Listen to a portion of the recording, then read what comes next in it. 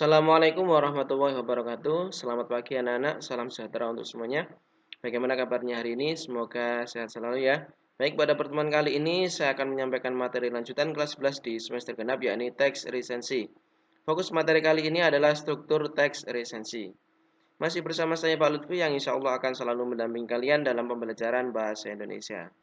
Namun sebelum lanjut nonton videonya, silakan subscribe dulu ya, agar selalu mendapatkan video terbaru dari channel ini, khususnya dalam pembelajaran bahasa Indonesia. Terima kasih. Baik, kita masuk pada pembahasan struktur teks resensi. Apa saja sih struktur teks resensi? Ada yang tahu? Yuk simak penjelasan berikut ini. Struktur teks resensi ada 7. Struktur teks resensi yang pertama yaitu judul, kemudian identitas, pendahuluan, sinopsis, keunggulan, kelemahan, dan penutup.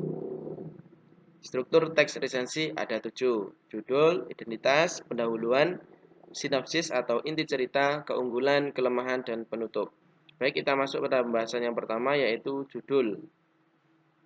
Pokok atau inti dalam sebuah karya dan dalam perumusannya berbeda dengan judul karya yang akan diresensi. Ya, jadi judul resensi di sini maksudnya judul yang mewakili dari inti cerita atau karya, dan dalam perumusannya berbeda dengan judul karya yang akan diresensi. Ya, jadi antara judul resensi dengan judul karya itu berbeda. Nah, lebih jelasnya silakan disimak contoh berikut ini. Nah, dari non-fiksi,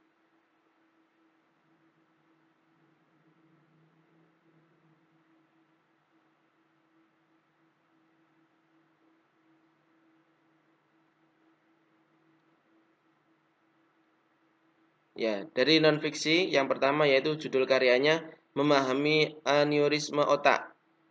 Ya, itu judul karyanya. Kemudian untuk judul resensinya mendeteksi dini pecahnya pembuluh darah otak. Nah, jadi antara judul resensi dengan judul karya itu berbeda. Kemudian untuk judul yang fiksi yaitu judul karyanya Ayah, sebuah novel.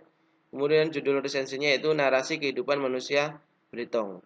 Ya, jadi antara judul resensi dengan judul karya itu berbeda. Nah, lebih tepatnya antara judul karya dengan judul resensi ini penggambaran dari judul karya yang diwakili. Nah, misalnya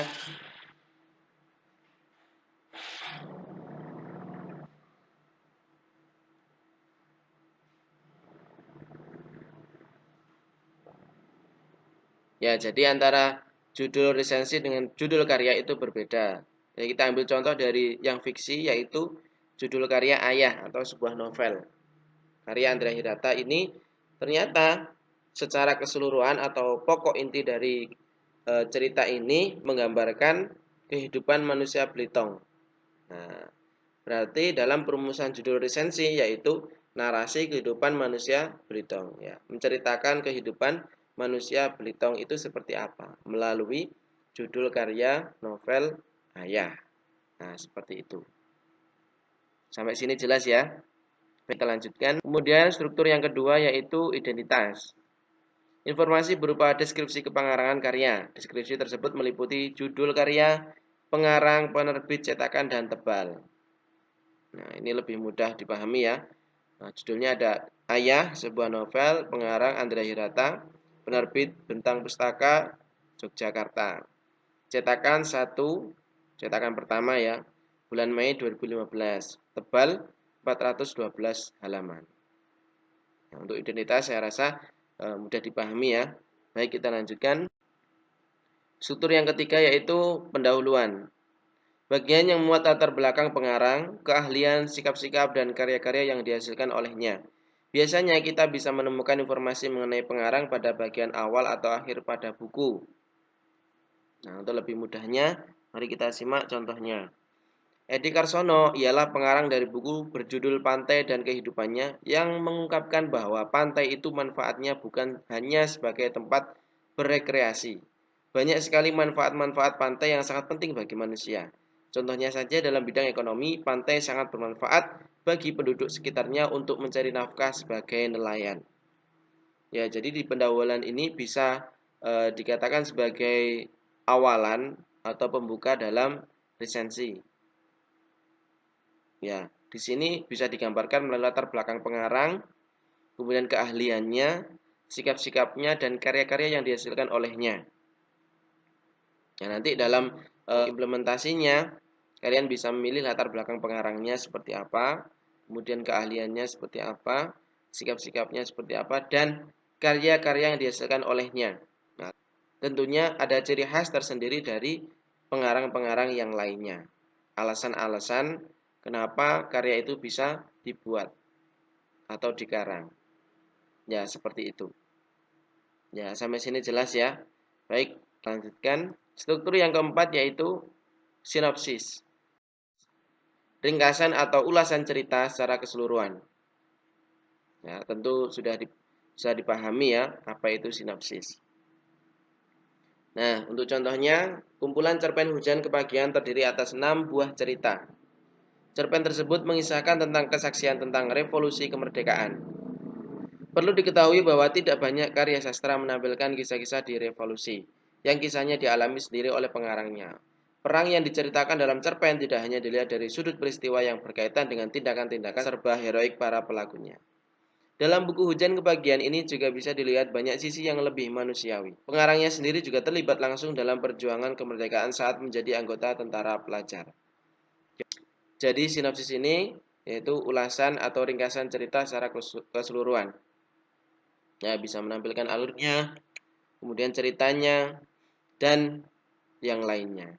Ya, tentu sudah bisa dipahami ya sinopsis dari struktur yang keempat ini. Dan dalam perumusannya ya, tidak perlu membuat terlalu banyak, satu atau dua paragraf saja cukup ya untuk sinopsis, karena nanti masih ada struktur yang lainnya seperti itu. Baik, lanjutkan.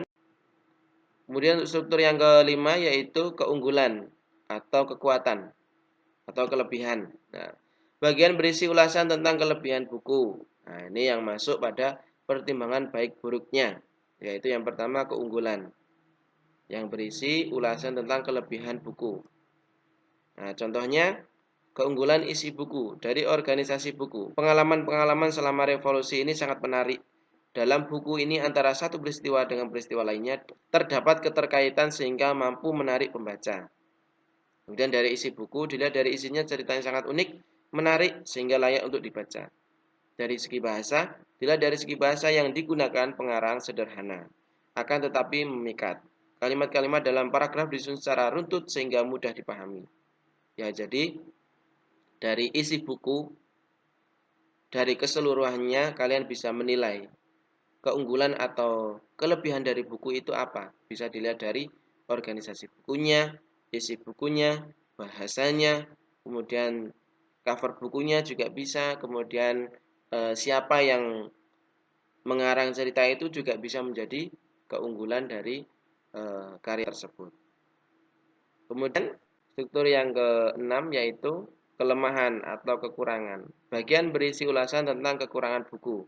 Ya, tentu ada perbandingannya antara keunggulan dan kelemahannya. Baik, untuk contohnya, kelemahan isi buku.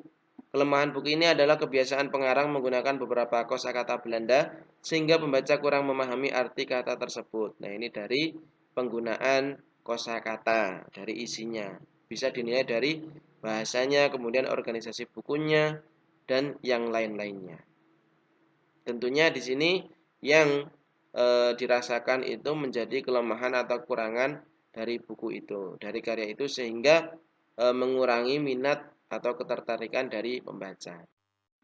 Baik, yang terakhir yaitu penutup, bagian yang berisi simpulan atau pandangan penulis atas buku atau novel yang telah diresensi.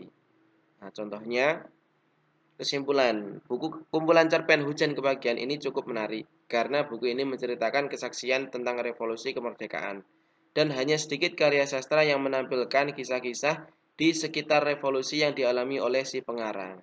Selain itu, buku ini juga memiliki amanat yang mengajak kita generasi muda untuk tetap berjuang mempertahankan kemerdekaan bangsa ini dan selalu berbuat baik.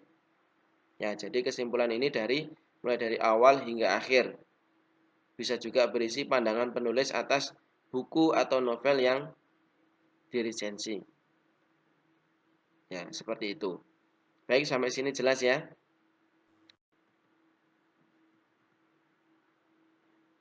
Baik, kita ulas sedikit struktur teks resensi.